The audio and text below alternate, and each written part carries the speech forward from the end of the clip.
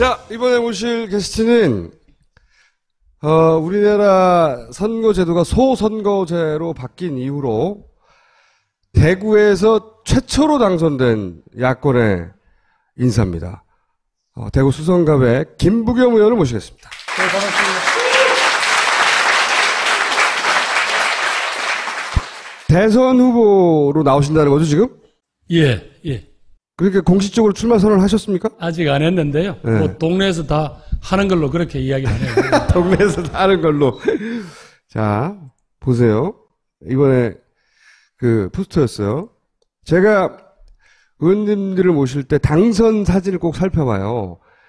그 당선 현장 혹은 그 순간의 사진을 보면 그 의원들의 캐릭터나 그게 잘 드러나거든요. 잘 보십시오. 다른 당선 현장과 어떻게 다르냐. 질서정연하지 않습니까?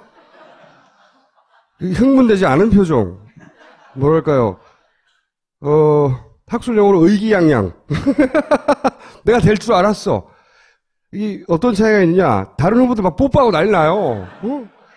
그리고 표정, 이런 표정이 나와야 되거든요.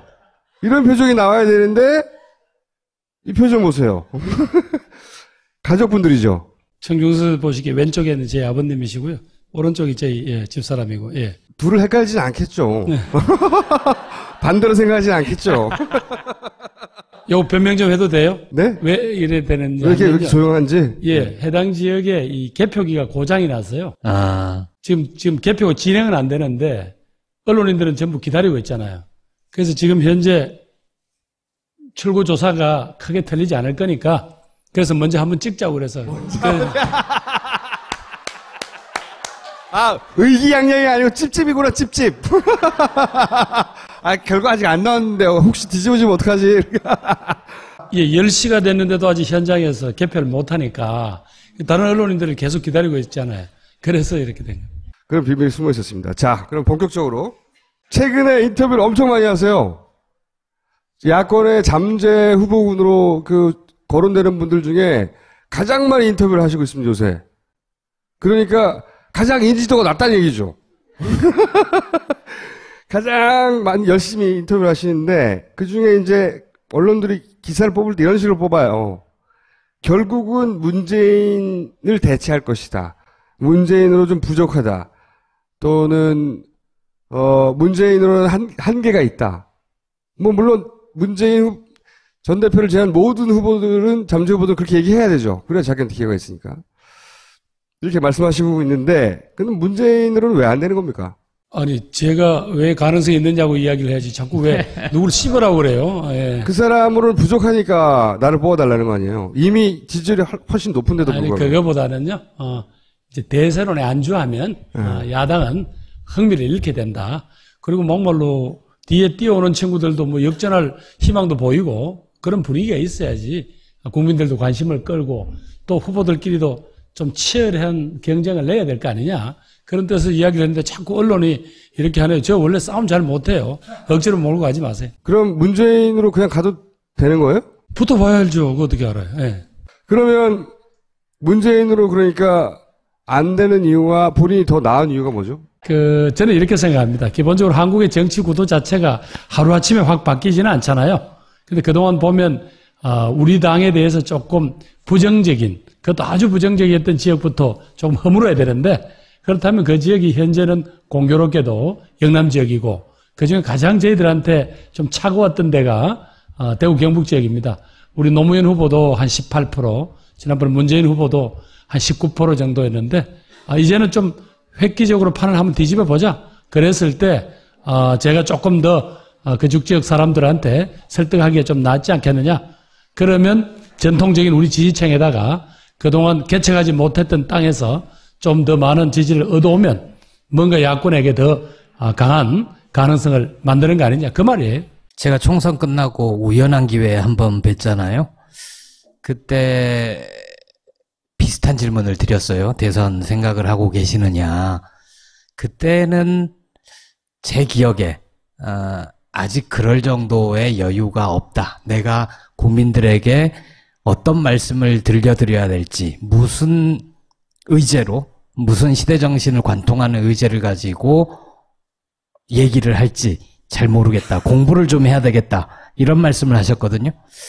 지금 한 4, 5개월 정도 지난 것 같은데. 공부가 다 끝나셨나 봐요. 공부가 다 끝나서가 아니라 사실 이번에 조금 저로서도 좀 급하게 서둘렀던 감입니다. 그 전당대회가 끝나고 나니까 그 다음날 모든 언론이 민주당은 이제 문재인 대선론이다. 끝났다. 이렇게 못을 박아버리더라고요. 그래서 아니죠. 아직도 우리들한테는 경쟁의 기회도 있을 것이고 토론의 기회도 있을 것인데 왜 못 박아요? 아니에요. 라고 하니까 그럼 네가 할래요. 그래서 내가 못할 건 없죠. 뭐 이러다가 일이 된 것이고요.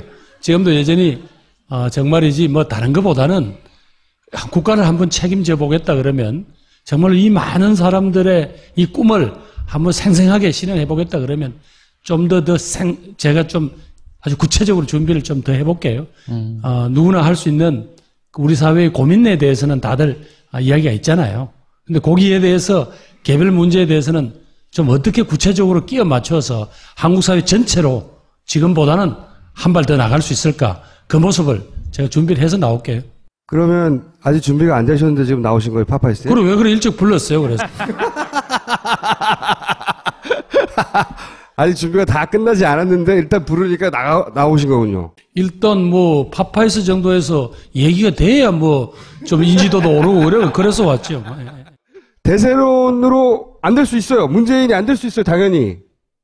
그런데 문재인으로 안 될 수 있는데 근데 그 대안이 왜 김부겸이죠? 각 후보마다 장점이 한둘씩은 더 있을 거 아닙니까?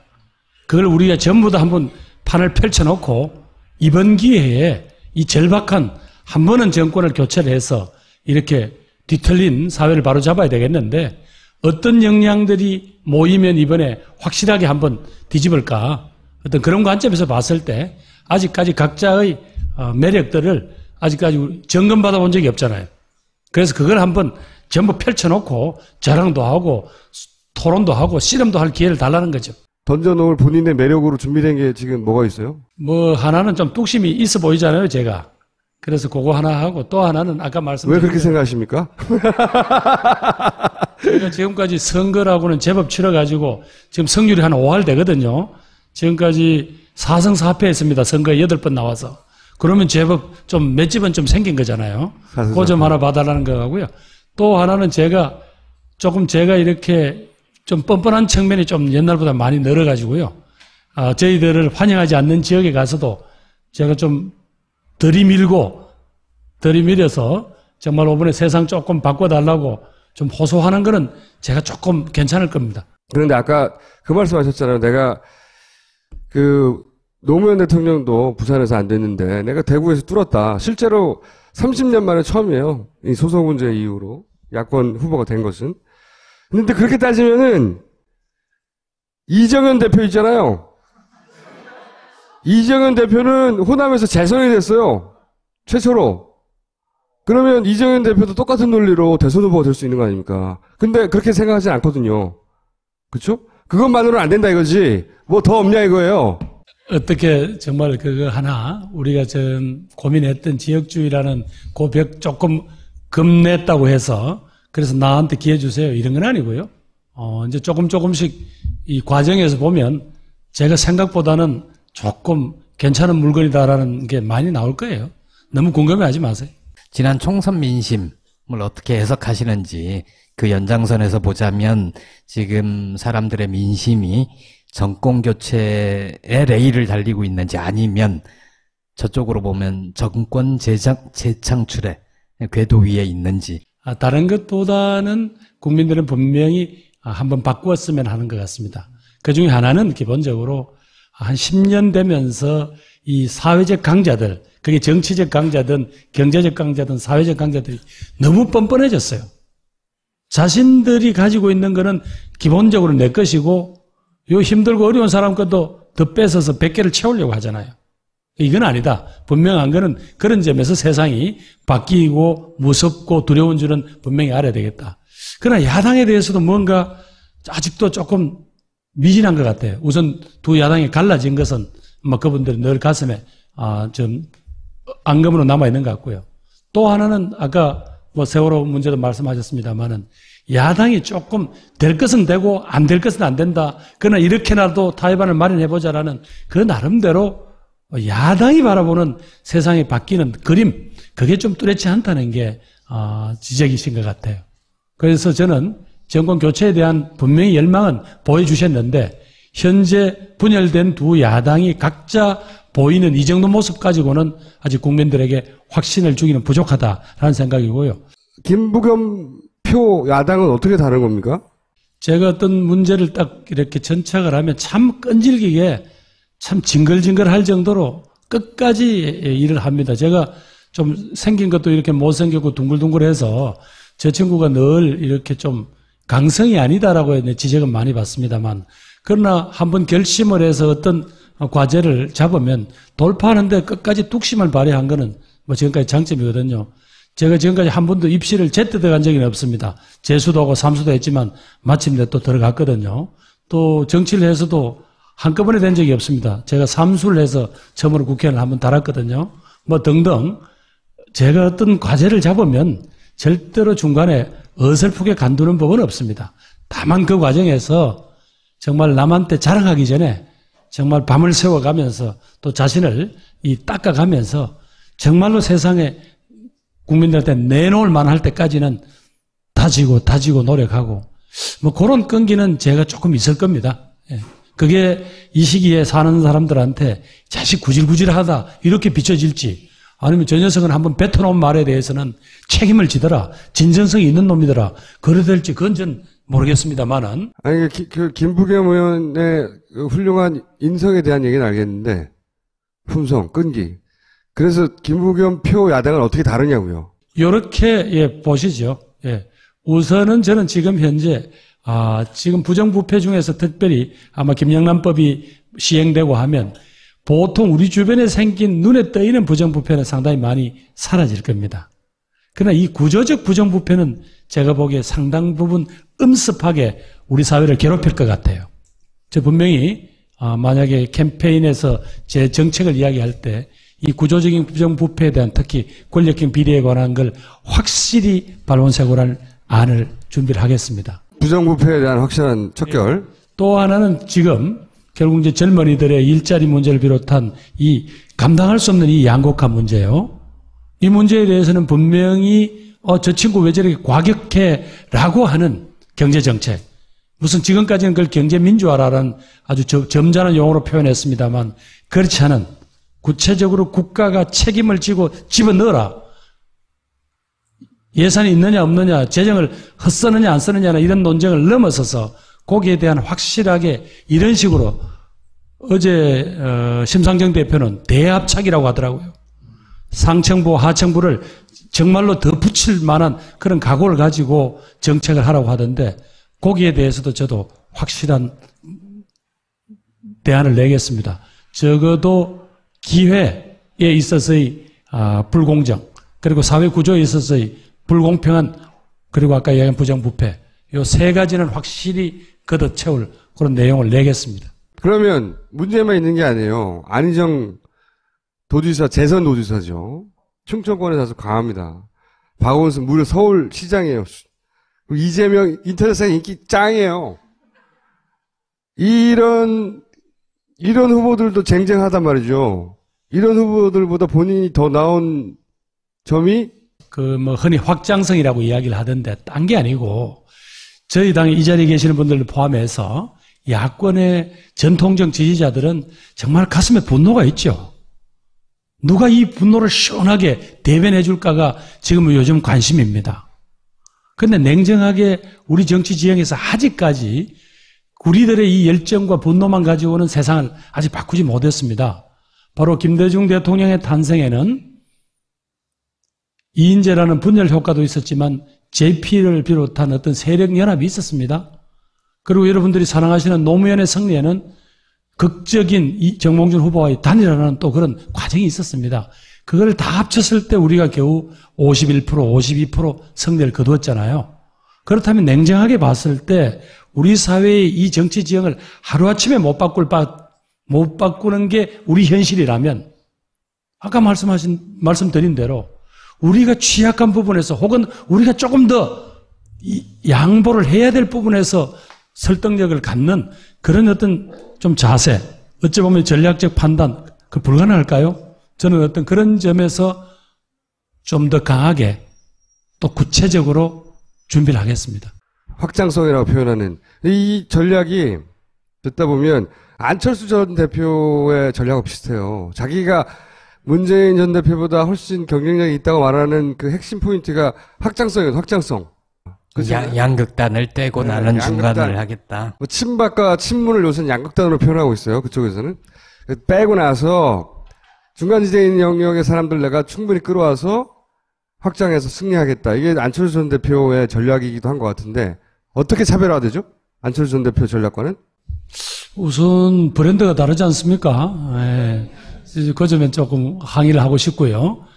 똑같은 이야기를 하더라도 누가 어떤 처지와 어떤 기반 위에서 하느냐 그거는 구분해 주셨으면 좋겠습니다.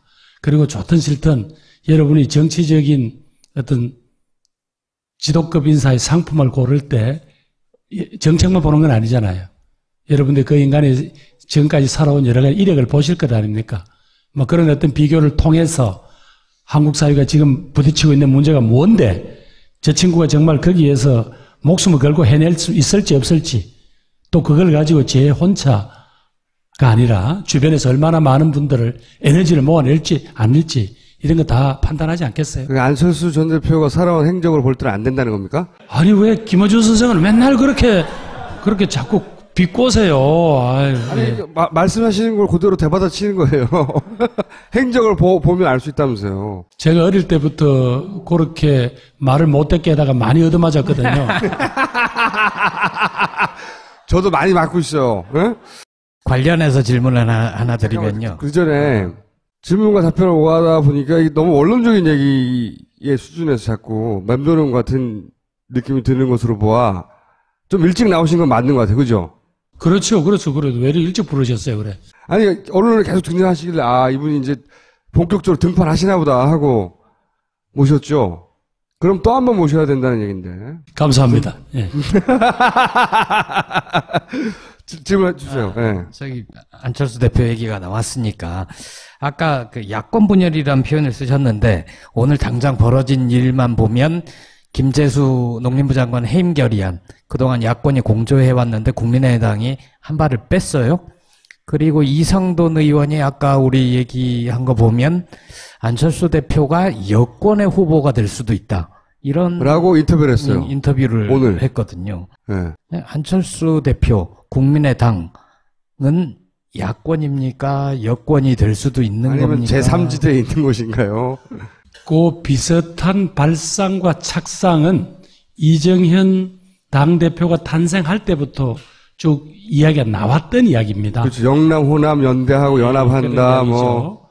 그러나 그분들이 하나 놓치고 있는 건 있습니다. 야권을 지금까지 지탱해 준 이 호남의 민심, 호남의 민중은 소위 그냥 권력을 나누겠다는 데 있는 게 아닙니다. 세상에 사람이 제 대접을 받게 설 수 있는 인간 한 사람 한 사람, 국민 한 사람 한 사람의 자존심을 상치 않는 그런 나라를 만들고 싶은 거지. 그분들이 무슨 권력에 뭐를 옆에서 떡고물을 못 먹어서 환장을 하신 그런 판단이 아니라고 봅니다. 저는 그런 점에서 이 호남 민중이 지금 기대하는 것은 이렇게 이 강자들의 남장판이 되고 이렇게 뻔뻔한 나라를 좀 정상적인 사람들의 상식과 양심이 그래 살아있는 나라와 그리고 그분들은 결국은 이렇게 동서로 갈라지고 남북이 갈라져서는 희망이 없다고 하는 그 피해를 당하고 있잖아요. 그런 세상의 구조를 바꿔달라는 그 원망과 그 원칙이 있죠. 그래서 이걸 정치공학으로만 보는 어떤 그런 여러 가지 이야기들은 나왔습니다만은 저는 그렇게 쉽게 가는 거 아니라 그건 저는 확신합니다. 자, 안철수 대표를 정치인으로 어떻게 평가하십니까? 참. 저도 물건은 괜찮은데 왜 자꾸 남의 물건을 이야기하라고 하는지. 왜냐면요. 예.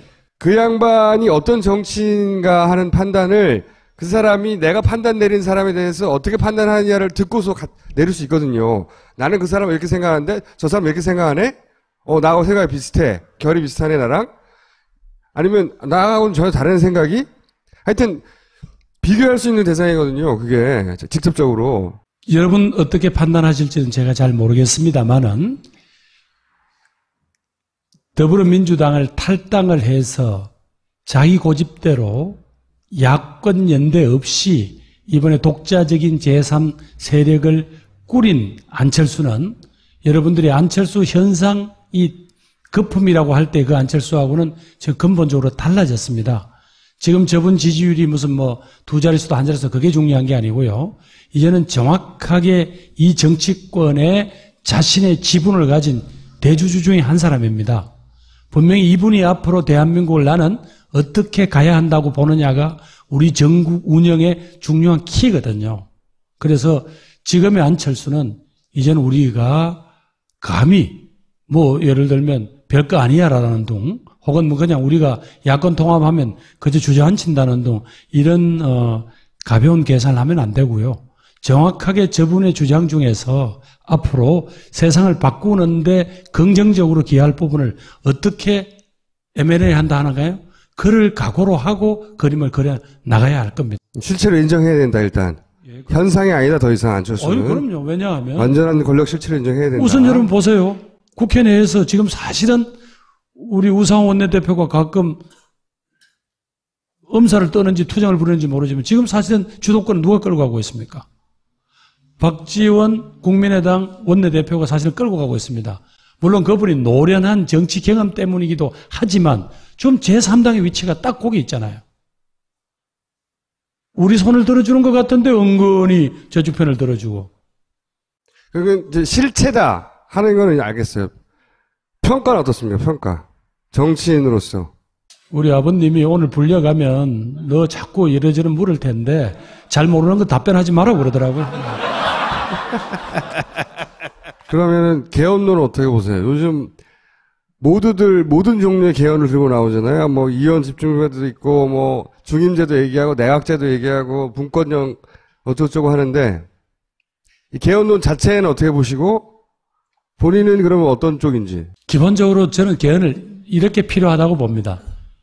여러분도 느끼셨겠지만 현재 이 개헌 우리 헌법 내에 분명히 우리가 절대로 양보할 수 없는 귀한 가치가 분명히 담겨져 있습니다. 뭐 지난번에 유승민 의원이 했던 헌법 제1조도 그렇고 제가 어제 대정부 질문에 했습니다. 헌법 제10조 국민은 자신의 행복을 지킬 권리가 있고 존엄을 보장받아야 할 권리가 있다는 그런 10조 등등을 보면 우리 현행 헌법의 가치가 귀중합니다.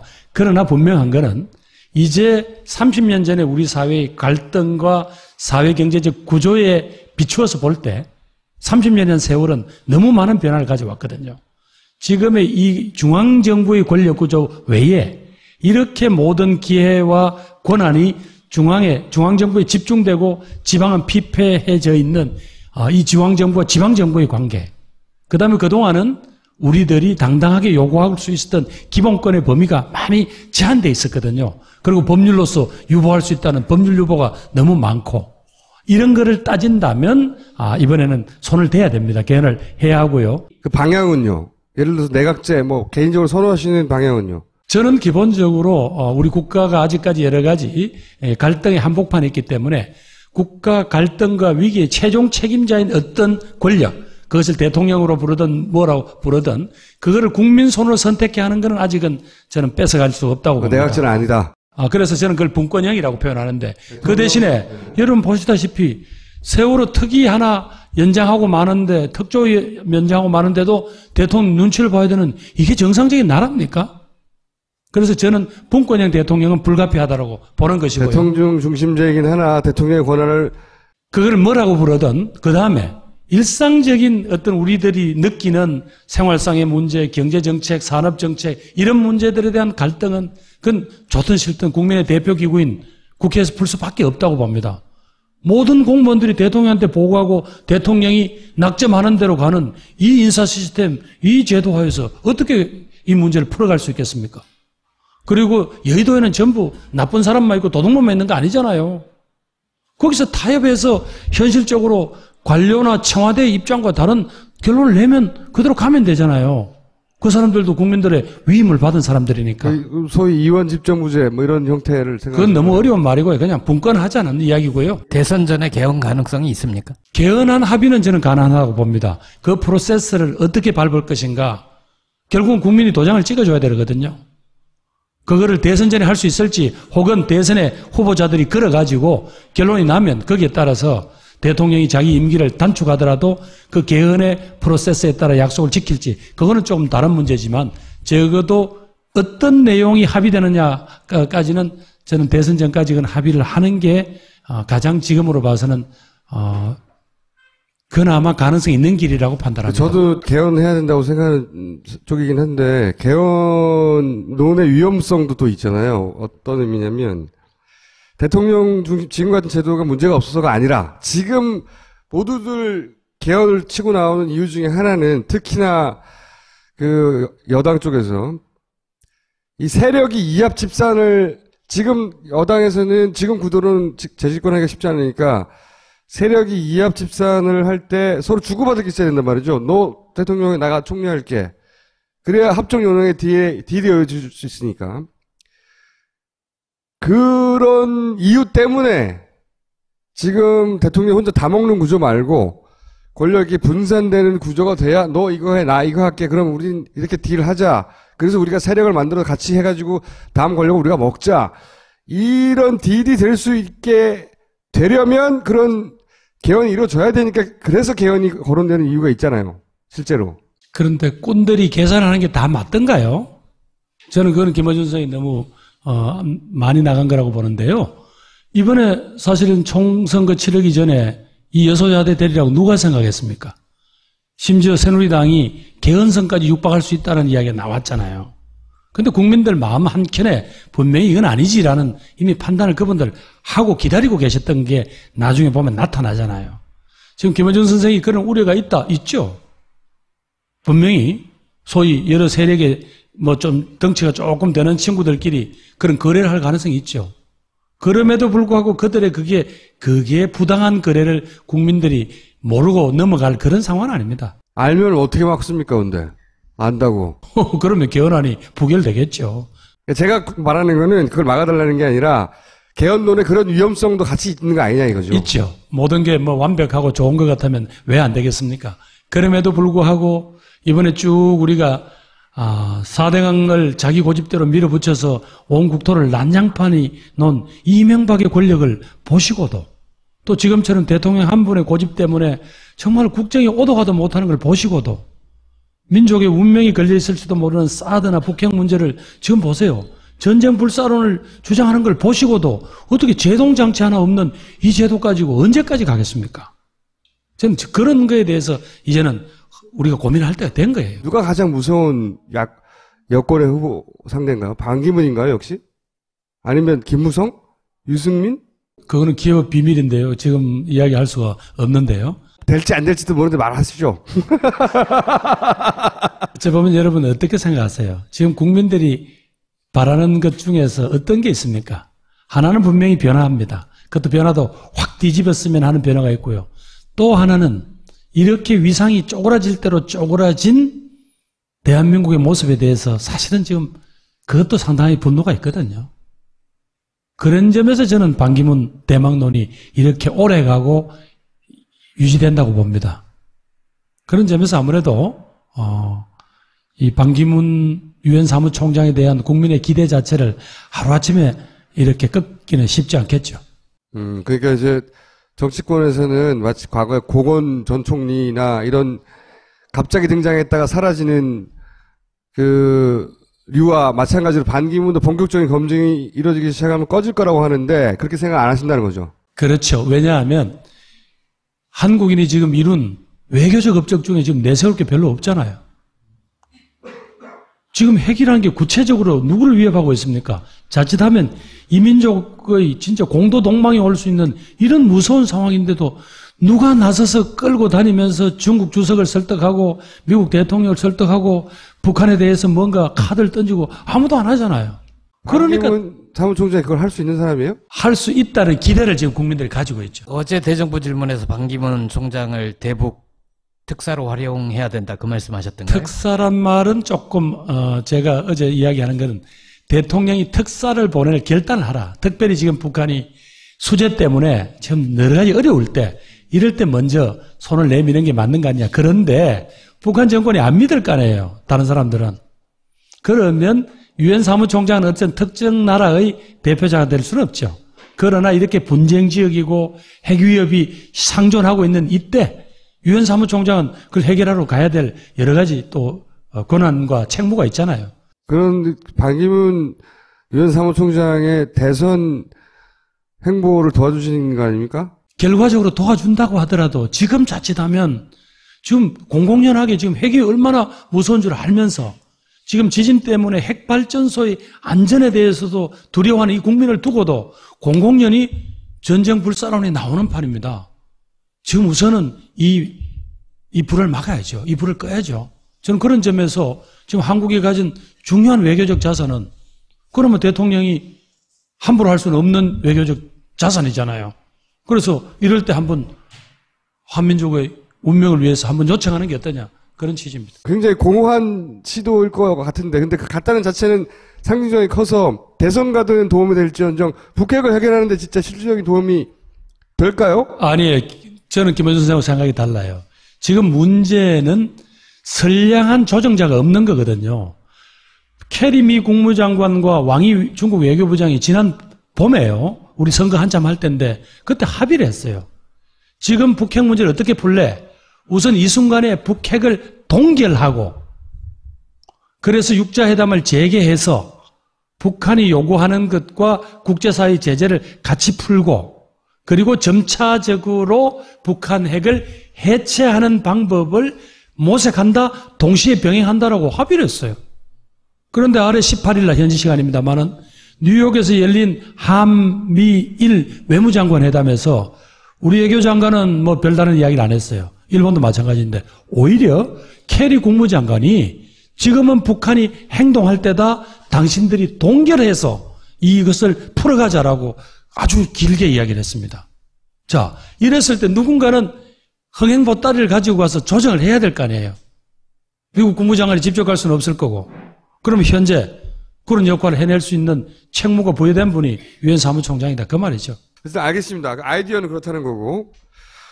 그러면 지금 말씀드리려면 안철수 전 대표는 북한 수혜는 조건부로 지원해야 된다고 이야기하던데 의원님은 수혜는 일단 지원하는 게 맞다고 생각하시는 거네요? 예, 우선 아주 냉정하게 이야기를 해서 이번에 수재를 당하고 희생당한 사람들한테는 안타까운 이야기지만 저는 아직까지 우리 민족이 대화할 시간을 오히려 계기를 만들어준 게 아닌가 싶습니다. 여러분 저 우유 많이 요즘 안 드시죠? 국내 낙농가들이 있는데 우유가 이제 남아 돌아가니까 이걸 분유로 만듭니다. 근데 보통 우리가 한 7,000톤 정도가 있으면 국내 수요가 충족되는데 지금 국내 재고량이 17,000톤입니다. 분유.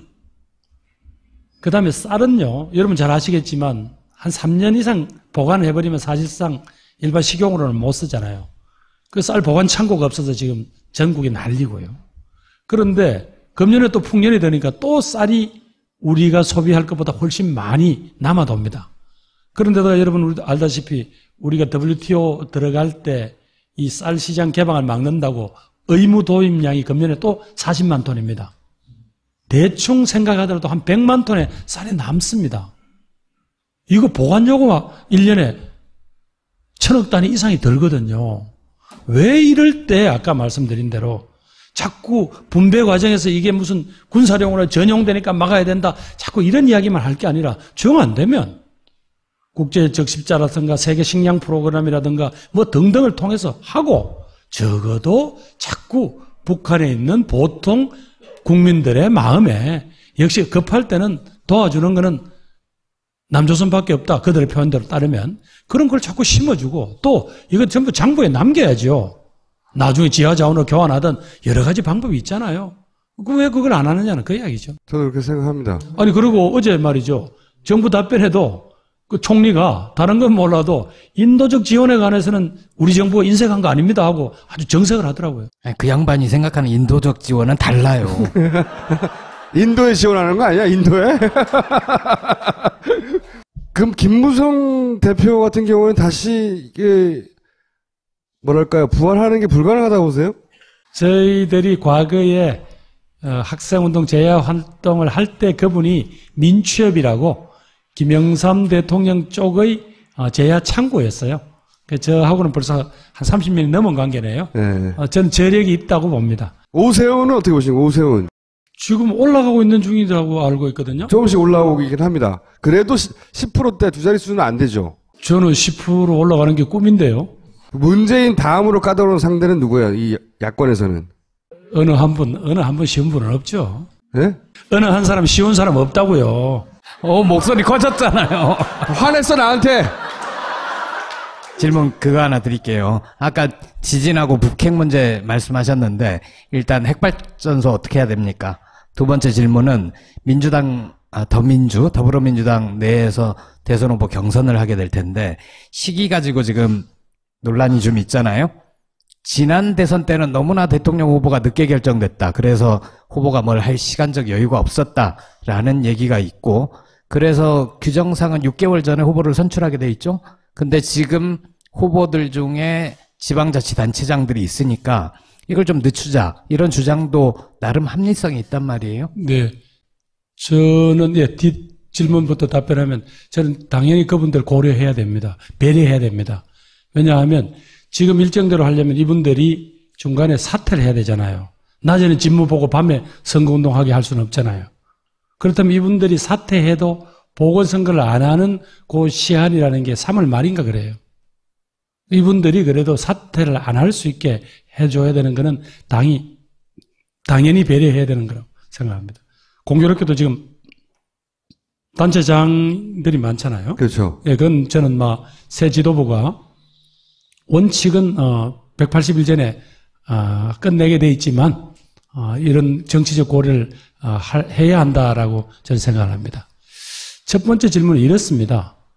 저도 한때 이 에너지 문제가 한 국가에서 지금 중요한 일종의 중요한 과제잖아요. 그래서 이 핵발전소가 없이 과연 우리가 지금 이 에너지 수급을 감당할까라는 어떤 고민을 많이 했던 것도 사실입니다. 특히 환경운동을 하시는 분들이 탈핵, 원전 폐기를 이야기했을 때 쉽게 동의를 못했어요. 지금 원전이 감당할 수 있는 우리 전력 전체 수급률이 30%가 좀 안 될 겁니다. 그런데 실질적으로 지금 현재 여러 가지를 보면 우선 우리가 대체 에너지 혹은 신재생 에너지에 대한 개발을 매년 2%씩 일종의 포션을 늘려가게 돼 있는데 중간에 한 8% 수준에서 지금 중지되어 있거든요. 여기서 국가가 더 강하게 투자를 해야 합니다. 여러분 신재생 에너지 만들면요 일자리 많이 생깁니다. 그렇거든요. 그건 소위 투자할 가치가 있는데 그동안 한국 사회를 사실상 독점적으로 이 에너지 문제에서 이 세력을 형성해온 이른바 원전 마피아라고 하는 이 사람들을 중심으로 원전은 청정 에너지다 그랬잖아요. 청정 에너지 아니잖아요. 값싼 에너지 아니잖아요. 왜? 폐기 어떻게 할지도 아무 대책이 없는데. 그래서 지금 현재 지금 문제가 되고 있는 계획해서 곧 건설하려고 하는 원자력은 다 중지하라는 거죠. 계획은 이제 포기를 하고. 다만 지금 공정률이 90%가 넘고 80%가 넘은 것까지 지금 중지하라는 이야기는 전 아닙니다. 그 대신에 정부가 지금부터 한 20년이면 20년. 왜냐하면 지금 보통 원자력 설계 수명이 30년입니다. 대충 이제 곧 거의 이제 만기가 다가오거든요. 그래서 그것을 대체할 만한 에너지 계획을 지금부터 세우고 한 20년에 걸쳐서 조금씩 해내가면 지금 현재 에너지에서 원자력이 차지하는 30% 이하의 비율은 조금씩 대체해 나갈 수 있다는 거고요. 오직 하면 세계 최고의 산업국가인 독일이 메르켈 총리가 뭡니까? 앞으로 2025년인가요? 원전 제로를 선언했잖아요. 그러면 그 나라들은 바본가요? 그 나라들이 되려고 했을 때는 그 실행 계획들이 다 있습니다. 이태리 마찬가지입니다. 이분들이 어디서 결정적 결심을 했냐? 후쿠시마에서 터져버리니까. 여러분들도 보시면 알겠지만 원전을 2중, 3중 안전장치가 되어 있습니다. 절대로 인간이 이 원자력이 잘못해가지고 어떤 재앙을 일으킬 때를 대비해서 몇 중 장치를 해놨어요.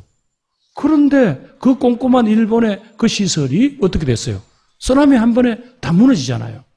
그러고 나니까 이 재앙에 대해서는 누구 한 개인도, 한 회사도, 한 정권도 감당을 못 하잖아요. 저는 그런 점에서 정부가 새로운 에너지 정책을 짤 때 철저하게 그런 계획에 따라서 하고, 그리고 솔직히 에너지 과소비형 이런 사회적인 분위기, 산업구조 조금씩 바꿔 나가야죠. 이제 나오셨는데 내가 꼭 했어야 하는데 못한 이야기 있으면은. 예, 여러분 이 파파이스가 여러분들 어찌 보면 삶에 활력을 주는 요소잖아요. 사실은 저도 여기 초대를 받았을 때 흥분했습니다. 뭔가 흐리멍덩하다라는 어떤 그런 제가 비판을 많이 받았는데 저 흐리멍덩한 거 아닙니다. 통합 주장한다고 해서 그저 좋은 것 같아 썩다는 거 아니에요. 우리가 최소한도 합의할 수 있는 우리들의 사회적인 기준을 정하고 적어도 그걸 이뤄내는데 가진 사람, 힘 있는 사람들의 어떤 형태로든 양보를 얻어내는 길, 저는 거짓없이 그 고민하고 있습니다. 그 과정에서 오늘 혹시 여러분이 보시기에 저 친구 맹탕이구나, 아직까지 많이 준비해야 되겠네, 그런 지적을 해주시면 그건 달게 받고요. 그 대신에 제가 여러분에게 호소드릴 수 있는 것은 세상은 정말로 바꾸고 싶어 하는 사람들의 절박성이 있어야 바뀌더라는 게 젊을 때부터 저희들의 꿈이거든요. 저희들 지금까지 많이 맞고 컸고, 또 지금은 우리 곁에 없지만 제 10살 위 형님 노무현한테 참 욕도 많이 먹고 대들기도 많이 했습니다. 근데 대구 선거 끝나자마자 봉화마을에 달려가서 그 너럭바위 앞에서 제 경상도 말로 할 테니까 알아들으실래요? 희야, 내 이만하면 좀 잘했지? 고맙대이 이라고 왔습니다. 형, 나 정말 형처럼 그렇게 열렬하고 치열하게 살지는 못했지만 따라가려고 노력할게. 형 고맙습니다. 그러고 왔습니다. 여러분 열심히 하겠습니다. 고맙습니다.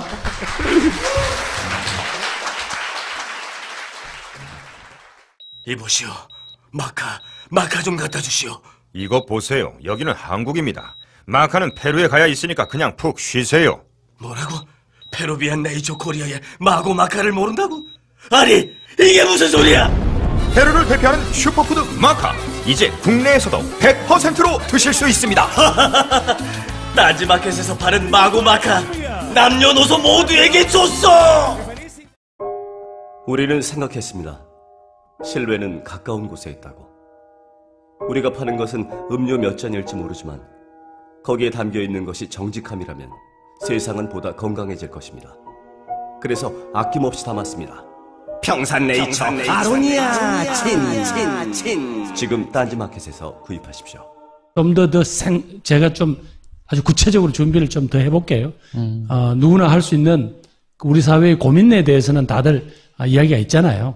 근데 거기에 대해서 개별 문제에 대해서는 좀 어떻게 구체적으로 끼워 맞춰서 한국 사회 전체로 지금보다는 한 발 더 나갈 수 있을까? 그 모습을 제가 준비를 해서 나올게요. 그러면 아직 준비가 안 되셨는데 지금 나오신 거예요, 파파이스에? 그럼 왜 그래 일찍 불렀어요, 그래서. 아직 준비가 다 끝나지 않았는데 일단 부르니까 나오신 거군요. 일단 파파이스 정도에서 얘기가 돼야 좀 인지도도 오르고 그래서 왔죠. 대세론으로 안 될 수 있어요. 문재인이 안 될 수 있어요, 당연히. 그런데 문재인으로 안 될 수 있는데 근데 그 대안이 왜 김부겸이죠? 각 후보마다 장점이 한둘씩은 더 있을 거 아닙니까? 그걸 우리가 전부 다 한번 판을 펼쳐놓고 이번 기회에 이 절박한 한 번은 정권을 교체를 해서 이렇게 뒤틀린 사회를 바로잡아야 되겠는데 어떤 역량들이 모이면 이번에 확실하게 한번 뒤집을까? 어떤 그런 관점에서 봤을 때 아직까지 각자의 매력들을 아직까지 점검받아 본 적이 없잖아요. 그래서 그걸 한번 전부 펼쳐놓고 자랑도 하고 토론도 하고 씨름도 할 기회를 달라는 거죠. 던져놓을 본인의 땅에서 좀 더 많은 지지를 얻어오면 뭔가 야권에게 더 강한 가능성을 만드는 거 아니냐 그 말이에요. 제가 총선 끝나고 우연한 기회에 한번 뵀잖아요. 그때 비슷한 질문을 드렸어요. 대선 생각을 하고 계시느냐. 그때는 제 기억에 아직 그럴 정도의 여유가 없다. 내가 국민들에게 어떤 말씀을 들려드려야 될지, 무슨 의제로, 무슨 시대정신을 관통하는 의제를 가지고 얘기를 할지 잘 모르겠다. 공부를 좀 해야 되겠다. 이런 말씀을 하셨거든요. 지금 한 4, 5개월 정도 지난 것 같은데. 공부가 다 끝나셨나 봐요. 네. 공부가 다 끝나서가 아니라 사실 이번에 조금 저로서도 좀 급하게 서둘렀던 감입니다. 그 전당대회가 끝나고 나니까 그 다음날 모든 언론이 민주당은 이제 문재인 대선론이다. 끝났다. 이렇게 못을 박아버리더라고요. 그래서 아니죠. 아직도 우리들한테는 경쟁의 기회도 있을 것이고 토론의 기회도 있을 것인데 왜 못 박아요? 아니에요. 라고 하니까 그럼 네가 할래요. 그래서 내가 못할 건 없죠. 뭐 이러다가 일이 된 것이고요. 지금도 여전히 정말이지 뭐 다른 것보다는 국가를 한번 책임져 보겠다 그러면 정말 이 많은 사람들의 이 꿈을 한번 생생하게 실현해 보겠다 그러면 그럼 문재인으로는 왜 안 되는 겁니까? 아니 제가 왜 가능성이 있느냐고 이야기를 해야지 자꾸 왜 누구를 씹으라고 그래요. 예. 그 사람으로는 부족하니까 나를 뽑아달라는 거 아니에요? 이미 지지율이 훨씬 높은데도 아니 불구하고. 그거보다는요. 이제 대세론에 안주하면 야당은 흥미를 잃게 된다. 그리고 목말로 뒤에 뛰어오는 친구들도 뭐 역전할 희망도 보이고 그런 분위기가 있어야지 국민들도 관심을 끌고 또 후보들끼리도 좀 치열한 경쟁을 내야 될 거 아니냐. 그런 뜻에서 이야기를 했는데 자꾸 언론이 이렇게 하네요. 저 원래 싸움 잘 못해요. 억지로 몰고 가지 마세요. 그럼 문재인으로 그냥 가도 되는 거예요? 붙어봐야 알죠. 그거 어떻게 알아요. 예. 그러면 문재인으로 그러니까 안 되는 이유와 본인이 더 나은 이유가 뭐죠? 저는 이렇게 생각합니다. 기본적으로 한국의 정치 구도 자체가 하루아침에 확 바뀌지는 않잖아요. 근데 그동안 보면, 우리 당에 대해서 조금 부정적인, 그것도 아주 부정적이었던 지역부터 좀 허물어야 되는데, 그렇다면 그 지역이 현재는 공교롭게도 영남 지역이고, 그 중에 가장 저희들한테 좀 차가웠던 데가, 대구 경북 지역입니다. 우리 노무현 후보도 한 18%, 지난번 문재인 후보도 한 19% 정도였는데, 이제는 좀 획기적으로 판을 한번 뒤집어 보자. 그랬을 때, 제가 조금 더 그쪽 지역 사람들한테 설득하기에 좀 낫지 않겠느냐. 그러면 전통적인 우리 지지층에다가 그동안 개척하지 못했던 둘을 헷갈리진 않겠죠. 네. 반대로 생각하진 않겠죠. 요거 변명 좀 해도 돼요? 네? 왜 이래 되는지. 왜 이렇게 조용한지? 예, 해당 지역에 이 개표기가 고장이 났어요. 지금 개표가 진행은 안 되는데 언론인들은 전부 기다리고 있잖아요. 그래서 지금 현재 출구조사가 크게 틀리지 않을 거니까 그래서 먼저 한번 찍자고 그래서. 의기양양이 아니고 찝찝이구나, 찝찝. 결과 아직 안 나왔는데 혹시 뒤집어지면 어떡하지? 예, 10시가 됐는데도 아직 현장에서 개표를 못하니까 다른 언론인들을 계속 기다리고 있잖아요. 그래서 이렇게 된 거예요. 그런 비밀이 숨어 있었습니다. 자, 그럼 본격적으로. 최근에 인터뷰를 엄청 많이 하세요. 야권의 잠재 후보군으로 거론되는 분들 중에 가장 많이 인터뷰를 하시고 있습니다, 요새. 그러니까 가장 인지도가 낮다는 얘기죠. 가장 많이 열심히 인터뷰를 하시는데 그 중에 이제 언론들이 기사를 뽑을 때 이런 식으로 뽑아요. 결국은 문재인을 대체할 것이다. 문재인으로 좀 부족하다. 또는 문재인으로는 한계가 있다. 뭐 물론 문재인 전 대표를 제한 모든 후보들은 잠재 후보들은 그렇게 얘기해야 되죠. 그래야 자기한테 기회가 있으니까. 이렇게 말씀하시고 있는데 자, 이번에 모실 게스트는 우리나라 선거제도가 소선거제로 바뀐 이후로 대구에서 최초로 당선된 야권의 인사입니다.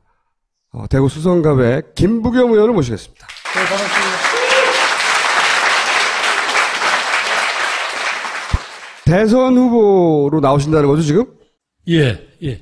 그러니까 공식적으로 출마 선언을 하셨습니까? 아직 안 했는데요. 네. 뭐 동네에서 다 하는 걸로 그렇게 이야기를 해요. 동네에서 다 하는 걸로.